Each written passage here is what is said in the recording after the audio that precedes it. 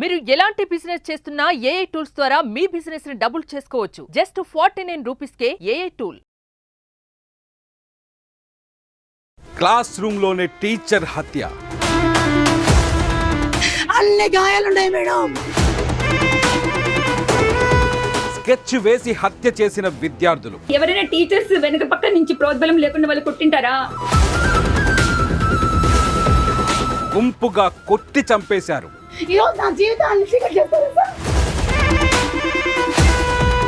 పిల్లల వీళ్ళు హంతకుల. పూర్తి టీచర్లు తర్వాత ఆ పిల్లలు వాళ్ళే పూర్తి బాధ్యత. మీ పిల్లలు ఇలానే ఉన్నారా? నమస్తే రవీంద్రనాథ్ గారు. నమస్తే ఉష గారు. ఆంధ్రప్రదేశ్ రాష్ట్రానికి సంబంధించి రాయచోటి అనే ఒక ఊర్లో ఒక ఇన్సిడెంట్ మనం చూస్తూ ఉన్నాము. మాస్టర్ని చంపాల్సినంత అవసరం స్టూడెంట్స్కి ఎందుకు వచ్చింది అంటారు? ఈ ఇన్సిడెంట్ని మనం ఏ విధంగా చూడాలి అంటారు? ఇందులో హెచ్ఎం పాత్ర కూడా ఉంది అన్నట్టుగా మనం వింటూ ఉన్నాము. ఆ విషయాన్ని కాసేపు పక్కన పెడితే వాళ్ళ వయసులు ఎంత, ఒక మనిషి ప్రాణాన్ని తీసే అంత మానవ మృగాల్లాగా ఆ ముగ్గురు పిల్లలు తయారయ్యారా అంటే పేరెంటింగ్ యాంగిల్ని చూడాలా, పెరిగిన విధానాన్ని చూడాలా, వాతావరణాన్ని చూడాలా, సోషల్ మీడియా యొక్క ఇంపాక్ట్ అనుకోవాలా, ఏ విధంగా చూడాల్సిన అవసరం ఉంటుంది అంటారు? అంత కసి పగ ఒక మనిషిలో ఆ విధంగా ప్రేరేపించడానికి గల కారణాలు ఏంటి? ఈ పిల్లలకి కనుక మనం చూస్తే లీగల్ పాయింట్ ఆఫ్ వ్యూలో ఎటువంటి శిక్షలు పడే అవకాశం ఉంటుంది అంటారు? 14 years కుర్రాళ్ళు జస్ట్ ఇప్పుడే టీనేజ్లు ఎంటర్ అయ్యారు. టీచర్ని బహిరంగంగా కూర్చొని పిడిగుద్దులు గుద్ది కుట్టి చంపేశారండి. అత్యంత పాశవికంగా, అత్యంత దారుణంగా, అత్యంత హేయంగా. ఆ సంఘటన రాయచోటి అన్నటువంటి ఒక ఊర్లో, ముఖ్యంగా ఇది అన్నమయ్య డిస్ట్రిక్ట్ కిందకు వస్తుంది, వైఎస్ఆర్ అన్నమయ్య డిస్ట్రిక్ట్ కిందకు అనుకుంటాను. అక్కడ కొత్తపల్లి ఊర్లో ఒక ప్రభుత్వ ఉన్నత పాఠశాల, అది కూడా ఉర్దూ పాఠశాల. ఈ మాస్టర్ గారి పేరు ఇజాజ్. ఈయన సైన్స్ మాస్టారు. ఈయన క్లాస్ రూమ్లో పాఠాలు చెప్తున్నారు. టైం అయింది, మార్నింగ్ క్లాసెస్ చెప్తున్నారు, స్టూడెంట్స్ అందరున్నారు, లెసన్స్ చెప్తున్నారు. క్లాస్ రూమ్ బయట కొంతమంది గట్టిగా గొడవ పడుతూ ఘర్షణ పడుతున్న వాతావరణం కనిపించింది. ఎప్పుడైతే తెలిసిందో క్లాస్ నుంచి బయటకు వచ్చి ఆ మాస్టర్, ఇక్కడ గొడవ పడి క్లాస్కి డిస్టర్బెన్స్ అవుతుంది, మీరు దూరంగా వెళ్ళిపోండి, వీళ్ళైతే క్లాస్ రూమ్ బయటకు గొడవ పడడం తప్ప ఇక్కడ మాత్రం క్లాస్కి డిస్టర్బెన్స్ అవుతుంది, గొడవ పడొద్దంటే ఇమ్మీడియట్గా అందులో ఉన్నటువంటి ఇద్దరు కుర్రాళ్ళు ఒక కుర్రాడు గట్టిగా వచ్చి మాస్టర్ యొక్క ముఖం మీద గట్టిగా ఒక పిడిగుద్దు గుద్దంగానే ఇమ్మీడియట్గా మాస్టర్ పడిపోయాడు.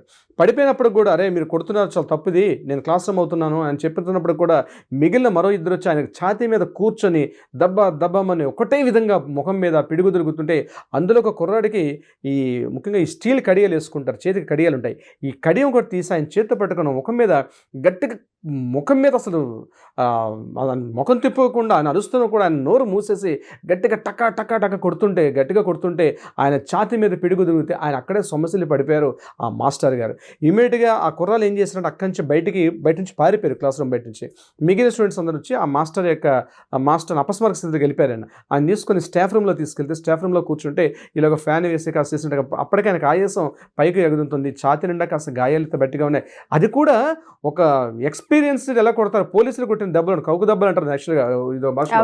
అట్లాంటి దెబ్బలు బయటికి రక్తస్రావం కాకుండా లోపల కట్టే దెబ్బలు, అది కూడా అంటే ఎక్స్పీరియన్స్ కనిపించకుండా కొట్టే దెబ్బలు అవి. అట్లా దెబ్బలు కొడితే అపస్మారక స్థితిలో పోతే అక్కడ ఏం జరిగింది, అక్కడ కాసేపు అయ్యాక ఆ స్కూల్ దగ్గర నుంచి ఊర్లోకి వెళ్ళడానికి, కొత్తపల్లి ఊర్లోకి వెళ్ళడానికి సరైన రవాణా సౌకర్యం లేదు. ఇమీడియట్గా ఒక ఆటోకి ఏదో ఆపితే, 2-3 ఆటోలు ఆపితే ఏదో ఆటో ఆగినట్టుంది. ఇమీడియట్గా హాస్పిటల్కి పట్టుకెళ్ళే క్రమంలో అక్కడ వచ్చిన ఆ క్లినిక్కి వెళ్తే ఆ యొక్క హాస్పిటల్ క్లినిక్ కూడా ఒక డాక్టర్ గారు, అతను కూడా వీళ్ళ కమ్యూనిటీ, ఈ రిలీజియన్ సంబంధించిన వ్యక్తే. ఇమీడియట్గా అతను ఆ సమయానికి అందుబాటులో లేకపోవడం వల్ల ఈ మార్గ మధ్యలో చనిపోయాడని చెప్పి ఎవరైతే ఈ బాధితురాలు తల్లి వాళ్ళ మిస్సెస్ భార్య చెప్తోంది విషయం సంబంధించి.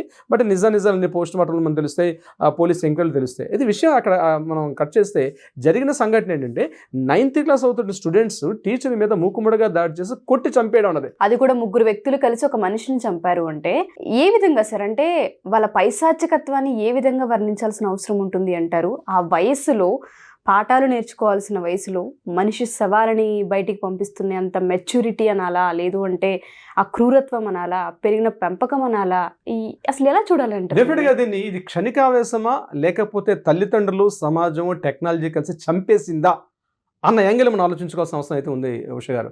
ముఖ్యంగా నేనంటాను క్షణికావేశం కాదు. ఈ యొక్క హత్య ఏదే జరిగిందో కుర్రవాళ్ళు చేసిన హత్యగా నేను భావించట్లేదు. ఇది సమాజం, తల్లిదండ్రులు, టెక్నాలజీ, ఇవన్నీ కలిసి ఆయన్ని పూర్తిగా చంపేసి ప్రేరేపించాయి. ఎందుకంటే ముక్కు పచ్చలారని పిల్లలండి, వాళ్ళకి మంచి ఏంటో చెడు తెలియని విషయంలో వాళ్ళకి మంచి చెడు నేర్పించాల్సిన తల్లిదండ్రులు కూడా వాళ్ళ వృత్తులు వాళ్ళ వ్యాపారాల్లో పడిపోయి పిల్లల్ని ఏదో స్కూల్కి పంపించేసాం, ఫీజులు కట్టేసాం, వాళ్ళకి పంపించాం కాబట్టి ఫీజులు కట్టించాం కాబట్టి ఏదో టీచర్ మీద బాధ్యత అయిపోయింది అన్న కోణంలో పేరెంట్స్ ఆలోచిస్తున్నారు. కానీ పేరెంట్స్ పంపించిన తర్వాత టీచర్స్ వైపు ఏముందా, టీచర్స్ పరిస్థితులు ఉంటే ఈరోజు చట్టాలు ఏంటంటే పిల్లలు వస్తున్నారు కానీ వేలాది మంది టీచర్స్ మైండ్ సెట్ నేను మాట్లాడుతున్నాను ఈ వీడియోని. వాళ్ళు ఎంతమంది సఫర్ అవుతుంది, ఏదో మంచి విద్యాబుద్ధి నేర్పిద్దాం, మంచి ఎడ్యుకేషన్ చెప్దాం అని ఎంతోమంది టీచర్స్ అనుకున్నప్పుడు కూడా ఈరోజు ఉన్నటువంటి పిల్లల మీద చేయేస్తే కష్టం, పిల్లలతో గట్టిగా మాట్లాడితే కేసు, వెంటనే పేరెంట్స్ రావడం, గొడవ పడడం, ఈ రకంగా ఈరోజు టీచర్ అనే వ్యక్తి ఎలా ఉండంటే నలిగిపోతున్నట్టు. పేరెంట్స్ చెప్పాలో తెలీదు, స్టూడెంట్స్కి చెప్పాలో తెలీదు, వాళ్ళని చూస్తే టార్గెట్స్ ఉంటున్నాయి. క్లాసులు విద్యా వ్యవస్థలో కూడా లోపాలు ఉన్నాయి. ఈరోజు ఎంటైర్ ఎడ్యుకేషన్ సిస్టంలో కూడా ఫెయిల్యూర్స్ ఉన్నాయి. ఈరోజు టీచర్స్ మీద భయంకరమైన ఒత్తిడి, ముఖ్యంగా గవర్నమెంట్ టీచర్స్ మీద చాలా ఒత్తిడి. వాళ్ళు చెప్పుకోలేరు నోరిచి. మిగిలిన వ్యవస్థలు ఎట్లా ఉన్నాయో విద్యా వ్యవస్థలో టీచర్స్ మనం అనుకుంటే ఒకప్పుడు బతకలేక బడిపంతులు, ఈరోజు ఆ సామెత ప్రకారం ఈరోజు ఏంటంటే వాళ్ళ మీద ఎంత ఒత్తిడి ఉంటుందంటే ఈరోజు గవర్నమెంట్ ఏ యొక్క ప్రాజెక్ట్ తీసుకొస్తున్నా ముందు కనిపించే టీచర్స్ కనిపిస్తారు. వాళ్ళకి స్కూల్లో ఆహారం అందుతుందా లేదా, ఈరోజు విద్యా వ్యవస్థలో కూడా లోపాలు. ఫుడ్ ఏమి ఇస్తున్నారా లేదా, వాళ్ళకి గుడ్లు ఇస్తున్నారా లేదా, మాంసం పెడుతున్నారా లేదా, ఇటువంటి ఎంకరేజ్ చేస్తుంది తప్పించి సరైన విధంగా వాళ్ళకి విద్యా వ్యవస్థలో విద్యాబుద్ధులు నేర్పిస్తున్నామా అన్నటువంటి యంత్రాంగం అయితే లేదండి. ఇప్పుడు ఒకప్పుడు ప్రాబ్లమ్స్ వచ్చినాయి, ప్రాబ్లమ్స్ వస్తే ఏంటి, వాళ్ళకి మధ్యాహ్న భోజన పథకాలని ఇవన్నీ, ఇది కూడా గవర్నమెంట్ స్కూల్ కాబట్టి నేను ఈ విషయం మీతో మాట్లాడదలుచుకుంటున్నాను. ఇటువంటి విషయంలో ఎంకరేజ్ ఉంది తప్పించి పిల్లలకి సరైన విద్యా వ్యవస్థ అందిస్తున్నామా లేదా, ఒక సిలబస్, ఒక రిపీటెడ్, ఒక బట్టి పట్టినటువంటి ఒక సిలబస్, ఒక రిపీటెడ్ ఒక స్టోరేడ్ సిలబస్, ఈ సిలబస్ వాళ్ళ మైండ్స్లో ఇంజెక్ట్ చేయడం అనేది ఒక వ్యవస్థ తప్పించి వాళ్ళకి సమాజంలో ఒక సన్మార్గంలో నడిపించే ఎడ్యుకేషన్ సిస్టమ్ ఉందంటే లేదు. దానికి నిదర్శనమే ఈరోజు జరిగినటువంటి ఈ యొక్క రాయచోటలో జరిగిన సంఘటన.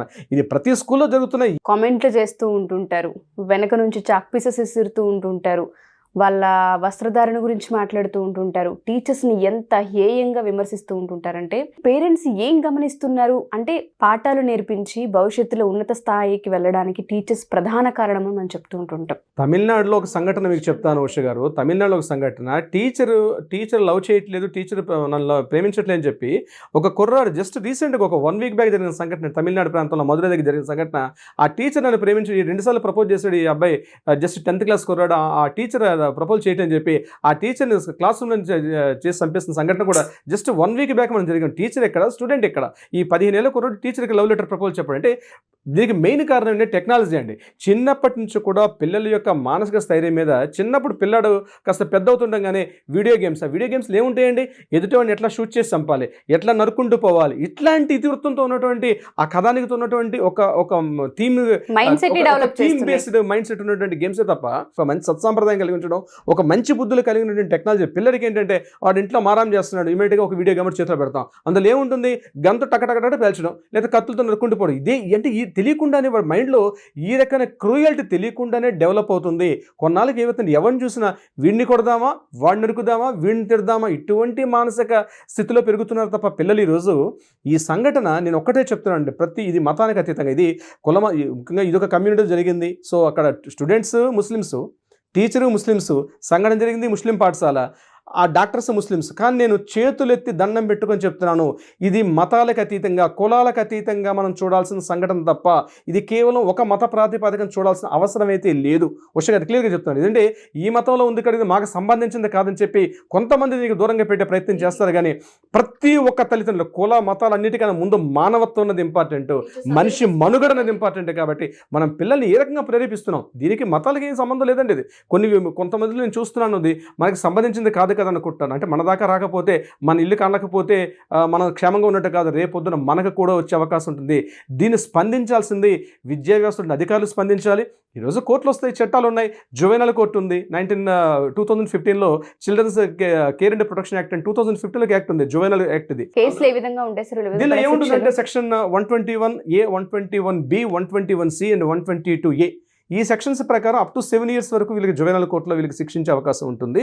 ఇందులో ఏం చేస్తారంటే వీళ్ళని ఎక్కడ అరెస్ట్ చేస్తారు, తీసుకెళ్ళి వాళ్ళని సంస్కరించే విధంగా పెడతారు. బట్ కెరీర్ 7 years అంటే ఒక ముద్ర అయితే పడిపోతుంది. తెలియని వయసులో తెలియక చేసిన చిన్న తప్పు అనేది ఈరోజు ఒక నిండు ప్రాణాన్ని బలికొండం. ఈరోజు ఆ కుటుంబానికి తీరనటువంటి మానసిక క్షోభ అయితే కలిగింది. ముఖ్యంగా ఆ తల్లి చెప్తున్న మాటలో ఒక బాధ అనిపించేటంటే, మాకు పిల్లలు లేరండి, నాకు ఇన్ని సంవత్సరాలు మాకు పిల్లలు లేకపోతే నన్ను ఆయన ఒక పిల్లగానే చూసుకుంటాడు, మా మధ్య అంతటి సాన్నిధ్యం ఉంది, మా దాంపత్యం అంత అన్యోన్యంగా ఉంటుంది, అతనికి ఒంట్లో ఏ రోజు కూడా ఒక జలుబు కానీ దగ్గు కానీ లేదు. పూర్తిగా అక్కడ స్కూల్లో ఉన్న మేనేజ్మెంట్ అందరూ కూడా దానికి ఇంతకు ముందు ఏదో హార్ట్ ప్రాబ్లం ఉన్నట్టుగా దాన్ని చిత్రీకరించే ప్రయత్నం చేస్తున్నారు. మా హస్బెండ్కి అటువంటి వ్యాధులు కానీ జబ్బులు కానీ ఏమీ లేవు, ఏ రోజు కూడా ఆయన వ్యాధి బారిన పడలేదు, హీఈస్ వెరీ హెల్తీ పర్సన్ అని చెప్పి ఆ అమ్మాయి కళ్ళంబడి నీళ్ళు పెడుతుంటే మీడియాలో మనం చూస్తుంటే కాసేపు మన హృదయం ద్రవించుకుపోయిందండి. అసలు ఇటువంటి సంఘటనలు జరగకూడదు. అది ఏ కులమైనా, ఏ మతమైనా, ఏ ప్రాంతమైనా ఇటువంటి సంఘటనలు మాత్రం ఎవరం కూడా హర్షించదగిన విషయం కాదు. ముఖ్యంగా పిల్లల్లో మానసిక పరివర్తన చేయాల్సిన అవసరం ప్రతి ఒక్కరిపైన ఉంది. ముందు మన ఇంటి నుంచే ఆ యొక్క మార్పు అనేది జరగాలి. ఉష గారు, మీరు అన్నట్టుగా ప్రతి పేరెంట్ కూడా ఇంట్లో పిల్లలు ఏం చూస్తున్నారు, ఎలా బిహేవ్ చేస్తున్నారు, టీచర్స్ పట్ల వాళ్ళ బిహేవియర్ ఏ విధంగా ఉంది, ఎదుటి వ్యక్తి పట్ల వాళ్ళ బిహేవియర్ ఏ విధంగా ఉంది అనేవి ప్రతి ఒక్క తల్లిదండ్రులు గమనించాల్సిన అవసరం ఉంది. 9వ తరగతి చదివే విద్యార్థులు ఇంతటి పనికి పాల్పడ్డారు అంటే ఒక నిమిషం నమ్మడానికి కూడా ఆశ్చర్యంగా ఉండేలా అనిపిస్తుంది. కానీ ఇవాళ కనుక ఇన్సిడెంట్ కనుక మనం చూస్తే అసలు ఏ విధంగా చేశారు, వీళ్ళ ఇంపాక్ట్ ఎలా క్రియేట్ అయింది, అంతలా మనిషిని కొట్టి చంపేంత శక్తి వీళ్ళకి ఏ విధంగా పెంపొందించబడింది అనేది క్వశ్చనార్థకంగానే మారింది. దయచేసి మీ పిల్లల్ని పెంచే ప్రాసెస్లో ప్రతిదీ అబ్జర్వ్ చేయాల్సిన అవసరం ఉంది. ఒక మంచి ఎడ్యుకేషన్ ఇవ్వాలి అనుకునే ముందు ఒక మంచి పర్సన్ని బయటికి పంపించాలన్న ఆ వ్యక్తిత్వాన్ని డెవలప్ చేయాలని కోరుకుందాం. సో ఈ వీడియో చూస్తున్న వాళ్ళందరికీ కూడా ఒకటే కామెంట్ మేము అడిగేది ఏంటంటే, రెస్పాండ్ అవ్వండి. ప్రతి ఒక్కరు కూడా న్యాయం జరగాలని కోరుకుని ఆ కుటుంబానికి అండ్ టీచర్ వ్యవస్థకి కూడా, ఎస్పెషల్లీ ఆ తల్లి ఎవరైతే ఉన్నారో ఆ భార్యకి ఆ మనోవేదన దేవుడు తీసేయాలని కోరుకుందాం. Thank you sir, thank you so much. Thank you so much Usha గారు.